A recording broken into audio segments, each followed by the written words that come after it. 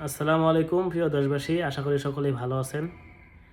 দেশনেত্রী বেগম খালেদা জিয়া আলেমদের পক্ষে সবসময় ছিল এবং ইসলামের পক্ষে অটুট ছিল।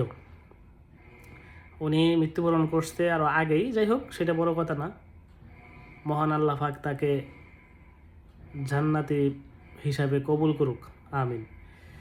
সেই সাথে আরেকটি কথা বলছি, শহীদ উসমান হাদি এই জন্য বেগম খালেদা জিয়া মৃত্যুবরণ করছে, এই জন্য যেন শহীদ উসমান হাদির ইস্যুটা নিচে না পড়ে যায়।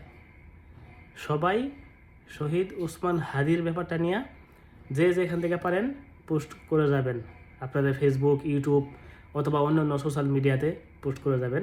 শহীদ উসমান হাদির যারা তাকে হত্যা করছে তাদের বিচার বাংলার জমিনে হতেই হবে। এটা কিন্তু হাল ছাড়া যাবে না, ইনশাআল্লাহ।